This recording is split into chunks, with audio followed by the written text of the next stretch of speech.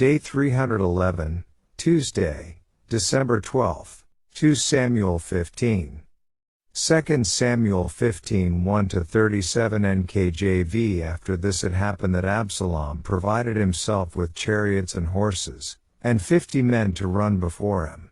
Now Absalom would rise early and stand beside the way to the gate. So it was, whenever anyone who had a lawsuit came to the king for a decision, that Absalom would call to him and say, "What city are you from?" And he would say, "Your servant is from such and such a tribe of Israel." Then Absalom would say to him, "Look, your case is good and right, but there is no deputy of the king to hear you."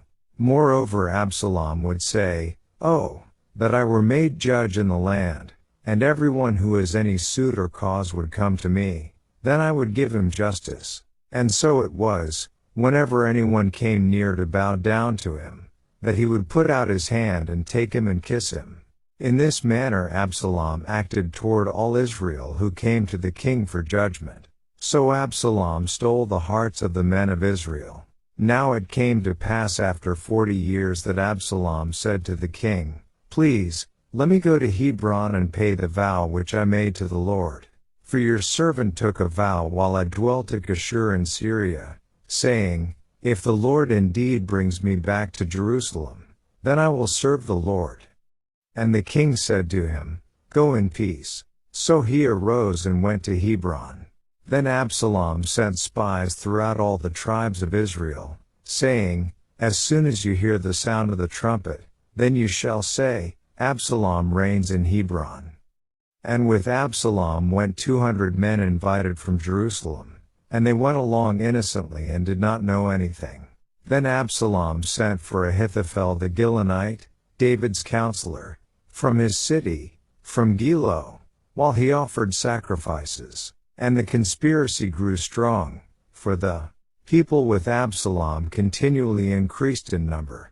Now a messenger came to David, saying, "The hearts of the men of Israel are with Absalom." So David said to all his servants who were with him at Jerusalem, "Arise, and let us flee, or we shall not escape from Absalom. Make haste to depart, lest he overtake us suddenly and bring disaster upon us, and strike the city with the edge of the sword."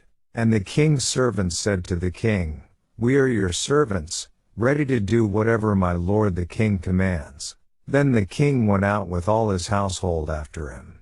But the king left 10 women, concubines, to keep the house. And the king went out with all the people after him, and stopped at the outskirts. Then all his servants passed before him, and all the Kerethites, all the Pelethites, and all the Gittites, 600 men who had followed him from Gath, passed before the king. Then the king said to Ittai the Gittite, "Why are you also going with us? Return and remain with the king. For you are a foreigner and also an exile from your own place. In fact, you came only yesterday. Should I make you wander up and down with us today, since I go I know not where? Return, and take your brethren back. Mercy and truth be with you." But Ittai answered the king and said, "As the Lord lives, and as my lord the king lives, surely in whatever place my lord the king shall be, whether in death or life, even there also your servant will be." So David said to Ittai, "Go, and cross over." Then Ittai the Gittite and all his men and all the little ones who were with him crossed over. And all the country wept with a loud voice, and all the people crossed over. The king himself also crossed over the brook Kidron, and all the people crossed over toward the way of the wilderness. There was Zadok also, and all the Levites with him, bearing the ark of the covenant of God. And they set down the ark of God, and Abiathar went up until all the people had finished crossing over from the city. Then the king said to Zadok, "Carry the ark of God back into the city. If I find favor in the eyes of the Lord, he will bring me back and show me both it and his dwelling place. But if he says thus, I have no delight in you, here I am, let him do to me as seems good to him." The king also said to Zadok the priest, "Are you not a seer? Return to the city in peace, and your 2 sons with you, Ahimaaz your son, and Jonathan the son of Abiathar. See, I will wait in the plains of the wilderness until word comes from you to inform me." Therefore Zadok and Abiathar carried the ark of God back to Jerusalem. And they remained there. So David went up by the ascent of the Mount of Olives, and wept as he went up, and he had his head covered and went barefoot. And all the people who were with him covered their heads and went up, weeping as they went up. Then someone told David, saying, "Ahithophel is among the conspirators with Absalom." And David said, "O Lord, I pray, turn the counsel of Ahithophel into foolishness." Now it happened when David had come to the top of the mountain, where he worshipped God, there was Hushai the Archite coming to meet him with his robe torn and dust on his head. David said to him, "If you go on with me, then you will become a burden to me. But if you return to the city, and say to Absalom, 'I will be your servant, O king, as I was your father's servant previously, so I will now also be your servant,' then you may defeat the counsel of Ahithophel for me. And do you not have Zadok and Abiathar the priests with you there? Therefore it will be that whatever you hear from the king's house, you shall tell to Zadok and Abiathar the priests.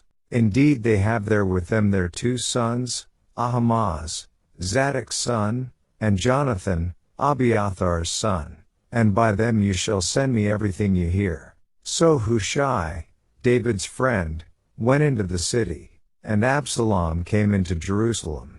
Daily Deep Dive, the UCG reading program states, Chapter 15 of 2 Samuel opens with Prince Absalom beginning to present himself as successor to the throne. Verse 1. He also presents himself as one who empathizes with the plight of the people and their personal grievances. There may be a measure of truth in David being busied with affairs of state and somewhat cut off from the citizenry. Absalom may even sincerely resent this, considering David's mishandling of his own situation. Perhaps he really does believe he would do a better job of caring for the populace. Still, even if he is thinking this way, it may simply be a way to rationalize his personal ambition. He wants to be king. And, by personal charm and promises, Absalom, the premier politician, over time steals the hearts of the people from his father. Absalom finally conspires with others to instigate a full-scale revolt. He engineers to have himself declared king in Hebron, where David was first crowned, 2 Samuel 2:1-7, 2 Samuel 5:1-5.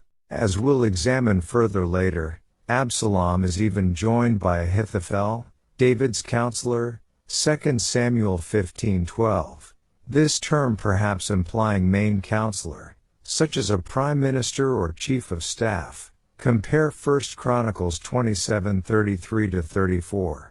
After David sinned with Bathsheba and Uriah, God told him through Nathan, "Behold, I will raise up adversity against you from your own house." 2 Samuel 12:11. And indeed, his own son has now become his chief adversary, leading a national rebellion against him. David is now reaping what he sowed in his own personal rebellion against God. Compare Galatians 6:7-8. Informed of what is happening, David wisely flees from Jerusalem with his trusted servants, lest Absalom's armies trap them all. They head east across the Kidron Valley toward the Judean wilderness. A Levitical contingent led by Zadok and Abiathar bring the Ark of the Covenant to strengthen and encourage the king. But he sends them back to the city with it. It was David who was going into exile, not the Lord. The symbol of God's presence with his people would remain in the place of worship for the entire community. Nelson Study Bible, note on 2 Samuel 15:24-26. David also believes the priests will serve well as effective spies. As for whether David will be restored to his place in Jerusalem as well, he leaves that in God's hands. When he first fled, he apparently felt God would give the city back to him, as he otherwise would probably not have left 10 concubines there to take care of the palace. Verse 16. Interestingly, This decision will have incredible consequences. Indeed, as we will see, this will lead to one of the punishments God had decreed for David because of his adultery with Bathsheba. While the priests return the ark to its place on Mount Zion, David and his company ascend the Mount of Olives, east of the city, with outward signs of mourning. Compare Jeremiah 14:3, Ezekiel 24:17. Upon reaching the top, David worships God, 2 Samuel 15:32, no doubt looking across the Kidron Valley to Mount Zion, where the ark and its tent sit next to his palace. He has just received the terrible news that Ahithophel has joined the rebellion, terrible because, besides being a personal betrayal that may be reflected in Psalms 55:12-14 and Psalms 41:9, also prophetic of Christ's betrayal by Judas, Ahithophel gave brilliant counsel, 2 Samuel 16:23, and as David is worshiping and beseeching God over the matter, he receives an answer to his prayers in the appearance of another of his advisers, Hushai, whom he sends to infiltrate Absalom's court and work against Ahithophel. And, verses 3-5, any person who is in need of having their case heard, wants to hear that they are right. This is politics, essentially kissing babies and trying to win favor. Absalom promises that if he were in power, he would hear their case and rule in their favor. He then represents himself as a close person to them, by taking and kissing their hand, versus being treated like royalty. Absalom is no fool to how to win the hearts of the people. Verse 7, regarding the 40 years, the John Gill commentary states or 4 years, so long it was from the reconciliation of Absalom to David, as Josephus says, and so read Theodoret on the place, the Syriac and Arabic versions, but some say it was either 40 years from the time Israel first had a king, and which might be an era of reckoning with the Jews, as the era of Seleucidae was with the Greeks, on the like account, or from the time Saul slew the priests at Nob, as Jerem, or from the time of David's being anointed by Samuel, or this was the year of Absalom's age, or of David's reign, but these, and other attempts made to account for this passage, are not entirely satisfactory, and therefore one may be tempted to conclude there must be a mistake in the copy, of Arbem for Arba, 40 for 4, which makes it quite easy, and confirms the first sense. And, verse 11, a vow offering, was a type of peace offering, Leviticus 7:16, and all who were clean could share in the offering. Here it appears that Absalom invites a large group to partake in the feast from the peace offering, vow, but they have no idea about his real plan.